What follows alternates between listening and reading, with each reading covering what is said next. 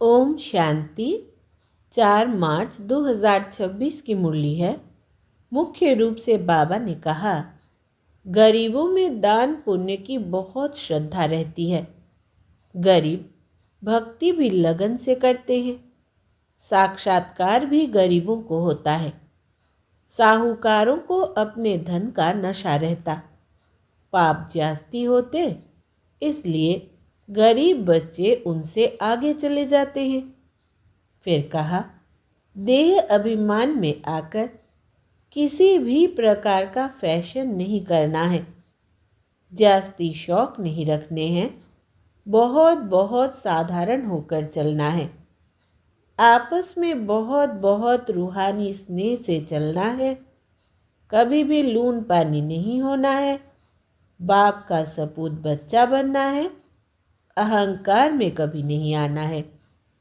अब सुनते हैं महावाक्यों को विस्तार से। बाबा ने कहा, मीठे बच्चे, तुम्हारा धंधा है मनुष्यों को सुजाग करना, रास्ता बताना। जितना तुम देही अभिमानी बनकर बाप का परिचय सुनाएंगे, उतना कल्याण होगा। प्रश्न है, गरीब बच्चे अपनी किस विशेषता के आधार पर साहूकारों से आगे जाते हैं? उत्तर, गरीबों में दान पुण्य की बहुत श्रद्धा रहती है। गरीब भक्ति भी लगन से करते हैं। साक्षात्कार भी गरीबों को होता है। साहूकारों को अपने धन का नशा रहता, पाप जास्ती होते, इसलिए गरीब बच्चे उनसे आगे चले जाते हैं। गीत है ओम नमः शिवाय। ओम शांति। तुम मात पिता, हम बालक तेरे। यह तो जरूर परम पिता परमात्मा की महिमा गाई हुई है। यह तो क्लियर महिमा है, क्योंकि वो रचयिता है। लौकिक माँ बाप भी बच्चे के रचयिता हैं। पारलौकिक बाप को भी रचता कहा जाता है। बंधु सहायक बहुत महिमा गाते हैं। लौकिक बाप की इतनी महिमा नहीं है। परम पिता परमात्मा की महिमा ही अलग है। बच्चे भी महिमा करते हैं। ज्ञान का सागर है, नॉलेजफुल है, उनमें सारा ज्ञान है। नॉलेज कोई शरीर निर्वाह की पढ़ाई का नहीं है। उनको ज्ञान का सागर, नॉलेजफुल कहा जाता है। तो ज़रूर उनके पास ज्ञान है, परंतु कौन सा ज्ञान? यह सृष्टि चक्र कैसे फिरता है, उसका ज्ञान है। तो वही ज्ञान सागर पतित पावन है। श्री कृष्ण को कभी पतित पावन व ज्ञान का सागर नहीं कहते। उनकी महिमा बिल्कुल न्यारी है। दोनों है भारत के निवासी। शिव बाबा की भी भारत में महिमा है। शिव जयंती भी यहाँ मनाते हैं। श्री कृष्ण की जयंती भी मनाते हैं। गीता की भी जयंती मनाते हैं। 3 जयंती मुख्य है। अब प्रश्न उठता है कि पहले जयंती किसकी हुई होगी, शिव की या श्री कृष्ण की? मनुष्य तो बिल्कुल ही बाप को भूले हुए हैं। श्री कृष्ण की जयंती बड़े धूमधाम से प्यार से मनाते हैं। शिव जयंती का इतना किसको पता नहीं है, ना गायन है। शिव ने क्या आकर किया, उनकी बायोग्राफी का किसको पता नहीं है। श्री कृष्ण की तो बहुत बातें लिख दी है। गोपियों को भगाया, यह किया। श्री कृष्ण के चरित्रों की खास एक मैगजीन भी निकलती है। शिव के चरित्र आदि कुछ है नहीं। श्री कृष्ण की जयंती कब हुई, फिर गीता की जयंती कब हुई? श्री कृष्ण जब बड़ा हो तब तो ज्ञान सुनावे। श्री कृष्ण के बचपन को तो दिखाते हैं। टोकरी में डालकर पार ले गए, बड़ेपन का दिखाते हैं। रथ पर खड़ा है, चक्र लगाते हैं। 16-17 वर्ष का होगा। बाकी चित्र छोटेपन के दिखाए हैं। अब गीता कब सुनाई, उसी समय तो नहीं सुनाई होगी। जब लिखते हैं फलानी को भगाया, यह किया, उस समय तो ज्ञान शोभे भी नहीं। ज्ञान तो जब बुजुर्ग हो तब सुनाए। गीता भी कुछ समय बाद सुनाई होगी। अब शिव ने क्या किया कुछ पता नहीं। अज्ञान नींद में सोए पड़े हैं। बाप कहते हैं मेरी बायोग्राफी का कोई को पता नहीं है। मैंने क्या किया, मुझे ही पतित पावन कहते हैं। मैं आता हूँ तो साथ में गीता है। मैं साधारण बूढ़े अनुभवी तन में आता हूँ। शिव जयंती तुम भारत में ही मनाते हो। श्री कृष्ण जयंती, गीता जयंती, यह तीन मुख्य है। राम की जयंती तो बाद में होती है। इस समय जो कुछ होता है वो बाद में मनाया जाता है। सतयुग त्रेता में जयंती आदि होती नहीं। सूर्यवंशी से चंद्रवंशी वर्षा लेते हैं और किसकी महिमा है नहीं। सिर्फ राजाओं का करुणेशन होता है। बर्थडे तो आजकल सब मनाते हैं, वो तो कॉमन बात हुई। श्री कृष्ण ने जन्म लिया, बड़ा होकर राजधानी चलाई, इसमें महिमा की तो बात ही नहीं। सतयुग त्रेता में सुख का राज्य चलाया है। वो राज्य कब कैसे स्थापन हुआ, यह तुम बच्चों की बुद्धि में है। बाप कहते हैं बच्चों, मैं कल्प कल्प कल्प के संगम पर आता हूँ। कलयुग का अंत है पतित दुनिया, सतयुग आदि पावन दुनिया। मैं बाप भी हूँ, तुम बच्चों को वर्षा भी दूंगा। कल्प पहले भी तुमको वर्षा दिया था, इसलिए तुम मनाते आए हो, परंतु नाम भूल जाने से श्री कृष्ण का नाम डाल दिया है। बड़े ते बड़ा शिव है ना। पहले तो जब उनकी जयंती हो तब फिर साकार मनुष्यों की हो। आत्माएं तो सब वास्तव में ऊपर से उतरती है। मेरा भी अवतरण है। श्री कृष्ण ने माता के गर्भ से जन्म लिया, पालना ली। सबको पुनर्जन्म में आना ही है। शिव बाबा पुनर्जन्म नहीं लेते हैं, आते तो है ना। तो यह सब बाप बैठ समझाते हैं। ब्रह्मा विष्णु शंकर की त्रिमूर्ति दिखाते हैं ना। ब्रह्मा द्वारा स्थापना, क्योंकि शिव को तो अपना शरीर है नहीं। खुद बैठ बताते हैं मैं इनके बूढ़े तन में आता हूँ। यह अपने जन्मों को नहीं जानते हैं। इनके बहुत जन्मों के अंत का यह जन्म है, तो पहले पहले समझाना पड़े। शिव जयंती बड़ी या श्री कृष्ण जयंती बड़ी। अगर श्री कृष्ण ने गीता सुनाई तो गीता जयंती तो श्री कृष्ण के बहुत वर्ष के बाद हो सके, जबकि श्री कृष्ण बड़ा हो। यह सब समझने की बातें हैं ना। लेकिन वास्तव में शिव जयंती के बाद हुई फट से गीता जयंती। यह भी पॉइंट्स बुद्धि में रखनी है। पॉइंट तो ढेर है, बगैर नोट किए याद रह ना सके। बाबा इतना नज़दीक है, उनका रथ है। वो भी कहते हैं सब पॉइंट समय पर याद आ जाए मुश्किल है। बाबा ने समझाया है सबको दो बाप का राज समझाओ। शिव बाबा की जयंती मनाते हैं, ज़रूर आता होगा। जैसे क्राइस्ट, बुद्ध आदि आकर अपना धर्म स्थापन करते हैं, वो भी आत्मा आकर प्रवेश कर धर्म स्थापन करती है। वो है हेवनली गॉडफादर, सृष्टि के रचयिता। तो ज़रूर नई सृष्टि रचेंगे, पुरानी थोड़ी रचेंगे। नई सृष्टि को स्वर्ग कहा जाता है, अभी है नर्क। बाबा कहते हैं मैं कल्प कल्प के संगम पर आकर तुम बच्चों को राजयोग का ज्ञान देता हूँ। यह है भारत का प्राचीन योग। किसने सिखाया? शिव बाबा का नाम तो गुम कर दिया है। एक तो कहते गीता का भगवान श्री कृष्ण और विष्णु आदि के नाम दे देते हैं। शिव बाबा ने राजयोग सिखाया था, किसको पता नहीं है। शिव जयंती निराकार की जयंती ही दिखाते हैं। वो कैसे आया, क्या आकर किया?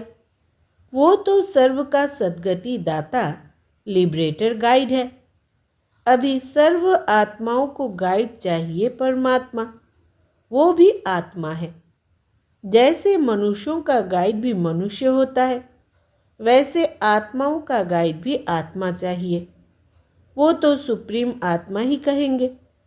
मनुष्य तो सब पुनर्जन्म ले पतित बनते हैं, फिर पावन बनाए वापिस कौन ले जाए? बाप कहते हैं, मैं ही आकर पावन होने की युक्ति बताता हूँ, तुम मुझे याद करो। श्री कृष्ण तो कह न सके कि देह का संबंध छोड़ो, वो तो 84 जन्म लेते हैं, सब संबंधों में आते हैं।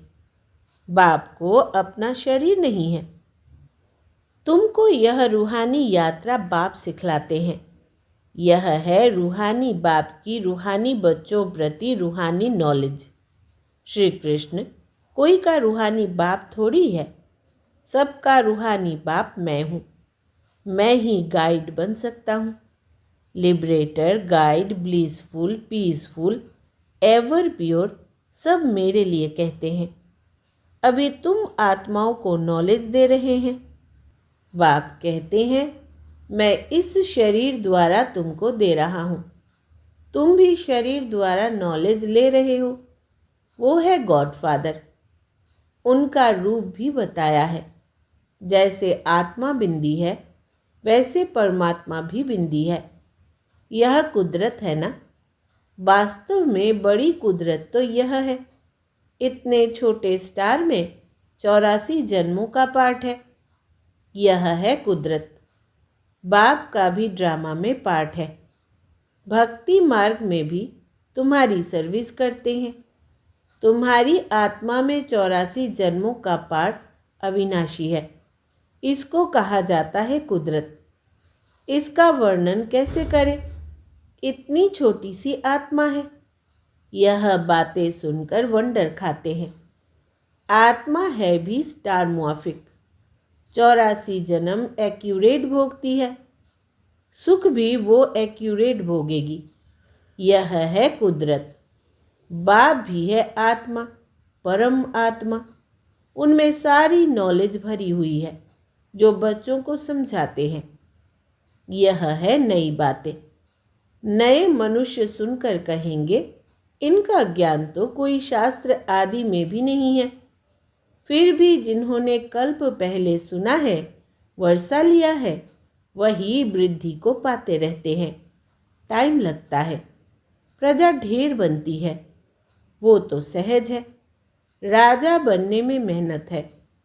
मनुष्य जो बहुत धन दान करते हैं तो राजाई घर में जन्म लेते हैं। गरीब भी अपनी हिम्मत अनुसार जो कुछ दान करते होंगे तो वो भी राजा बनते हैं। जो पूरे भगत होते हैं वो दान पुण्य भी करते हैं। साहूकारों से पाप जास्ती होते होंगे। गरीबों में श्रद्धा बहुत रहती है। वो बहुत प्यार से थोड़ा भी दान करते हैं तो बहुत मिलता है। गरीब भक्ति भी बहुत करते हैं। दर्शन दो नहीं तो हम गला काट देते हैं। साहूकार ऐसे नहीं करेंगे। साक्षात्कार भी गरीबों को होते हैं। वही दान पुण्य करते हैं, राजाएं भी वो बनते हैं। पैसे वालों को अहंकार रहता है। यहाँ भी गरीबों को 21 जन्म का सुख मिलता है। गरीब जास्ती है, साहूकार पिछाड़ी में आएंगे। तो भारत जो इतना ऊंच था, सो फिर इतना गरीब कैसे हुआ? तुम समझते हो, अर्थक्वेक आदि में सब महल आदि चले जाएंगे तो गरीब हो जाएंगे। रावण राज्य होने से हाहाकार हो जाता है, तो फिर ऐसी चीजें रह ना सके। हर चीज की आयु तो होती है ना। वहाँ जैसे मनुष्यों की आयु बड़ी होती है, वैसे मकान की भी आयु बड़ी होती है। सोने के, मार्बल के बड़े बड़े मकान बनते जाएंगे। सोने के तो और ही मजबूत होंगे। नाटक में भी दिखाते हैं ना, लड़ाई होती है, मकान टूट फूट जाते हैं, फिर बन जाते हैं। उन्हों की बनावट ऐसी होती है। यह जो स्वर्ग के महल आदि बनाएंगे, ऐसे तो नहीं दिखाएंगे मिस्त्री लोग कैसे मकान बनाते हैं। हाँ, समझते हैं वही मकान होंगे। आगे चल तुमको साक्षात्कार होगा, ऐसा विवेक कहता है। इन बातों से बच्चों का ताल्लुक नहीं है। बच्चों को तो पढ़ाई पढ़नी है, स्वर्ग का मालिक बनना है। स्वर्ग और नर्क अनेक बार पास हुआ है, अभी दोनों पास हुए हैं। अभी है संगम। सतयुग में यह नॉलेज नहीं होगी। इस समय तुम बच्चों को पूरी नॉलेज है। लक्ष्मी नारायण को यह राज्य किसने दिया था, अभी तुम बच्चों को मालूम है। इन्होंने यह वर्षा किससे पाया। यहाँ पढ़ाई पढ़कर स्वर्ग के मालिक बनते हैं, फिर वहाँ जाकर महल आदि बनाते हैं। सर्जन भी बड़े बड़े हॉस्पिटल बनाते हैं ना। बाप तुम बच्चों को दिन प्रतिदिन अच्छी अच्छी पॉइंट सुना रहे हैं। तुम्हारा धंधा ही है मनुष्यों को सुजाग करना, रास्ता बताना। जैसे बाप कितना प्यार से बैठ समझाते हैं। देह अभिमान की दरकार नहीं। बाप को कभी देह अभिमान नहीं हो सकता। तुमको मेहनत सारी देही अभिमानी होने में लगती है। जो देही अभिमानी बन बाप का बैठ परिचय देते हैं, गोया बहुतों का कल्याण करते हैं। पहले देह अभिमान आने से फिर और विकार आते हैं। लड़ना झगड़ना, नवाबी से चलना देह अभिमान है। भल अपना राजयोग है तो भी बहुत साधारण रहना है। थोड़ी चीज़ में अहंकार आ जाता है। घड़ी फैशनेबल देखी तो दिल होगी यह पहने, ख्याल चलता रहेगा। इसको भी देह अभिमान कहा जाता है। अच्छी ऊंची चीज़ होगी तो संभालना पड़ेगा, गुम होगी तो ख्याल होगा। अंत समय कुछ भी याद आया तो पद भ्रष्ट हो जाएगा। यह देह अभिमान की आदतें हैं। फिर सर्विस बदले डिसर्विस भी ज़रूर करेंगे। रावण ने तुमको देह अभिमानी बनाया है। देखते हो बाबा कितना साधारण चलते हैं। हर एक की सर्विस देखी जाती है। महारथी बच्चों को अपना शो करना है। महारथियों को ही लिखा जाता है तुम फलानी जगह जाकर भाषण करो। एक दो को बुलाते हैं, लेकिन बच्चों में देह अभिमान बहुत रहता है। भाषण में भले अच्छे हैं, परंतु आपस में रूहानी स्नेह नहीं है। देह अभिमान लून पानी बना देता है। कोई बात में झट बिगड़ पड़ना, यह भी नहीं होना चाहिए। इसलिए बाबा कहते हैं कोई को भी पूछना है तो बाबा से आकर पूछे। कोई कहे बाबा आपको कितने बच्चे हैं, कहूँगा बच्चे तो अनगिनत है, परंतु कोई कपूत कोई सपूत अच्छे अच्छे हैं। ऐसे बाप का तो फरमान बरदार वफादार बनना चाहिए ना।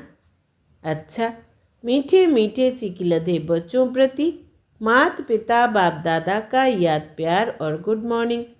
रूहानी बाप की रूहानी बच्चों को नमस्ते। हम रूहानी बच्चों की रूहानी माता पिता बाप दादा को याद प्यार, गुड मॉर्निंग और नमस्ते बाबा नमस्ते। धारणा के लिए मुख्य सार। पहला, देह अभिमान में आकर किसी भी प्रकार का फैशन नहीं करना है। जास्ती शौक नहीं रखने हैं। बहुत बहुत साधारण होकर चलना है। दूसरा, आपस में बहुत बहुत रूहानी स्नेह से चलना है। कभी भी लून पानी नहीं होना है। बाबा का सपूत बच्चा बनना है। अहंकार में कभी नहीं आना है। वरदान है अपने भाग्य और भाग्य विधाता के गुण गाने वाले सदा प्रसन्न चित्त भव। विस्तार है सभी ब्राह्मण बच्चों को जन्म से ही ताज, तख्त, तिलक, जन्म सिद्ध अधिकार के रूप में प्राप्त होता है। तो इस भाग्य के चमकते हुए सितारे को देखते हुए अपने भाग्य और भाग्य विधाता के गुण गाते रहो तो गुण संपन्न बन जाएंगे। अपनी कमजोरियों के गुण नहीं गाओ, भाग्य के गुण गाते रहो। प्रश्नों से पार रहो, तब सदा प्रसन्नचित्त रहने का वरदान प्राप्त होगा। फिर दूसरों को भी सहज ही प्रसन्न कर सकेंगे। स्लोगन है, एक नामी और एकानामी से चलना ही ब्राह्मण जीवन में सफलता का आधार है। एक नामी और एकानामी से चलना ही ब्राह्मण जीवन में सफलता का आधार है। ये अव्यक्त इशारे निश्चय के फाउंडेशन को मजबूत कर सदा निर्भय और निश्चिंत रहो। निश्चय सदा ही निश्चित बनाता है और जो निश्चित स्थिति में रहकर कोई भी कार्य करता है वो उसमें सफल ज़रूर होता है, क्योंकि निश्चित स्थिति में बुद्धि यथार्थ जजमेंट करती है।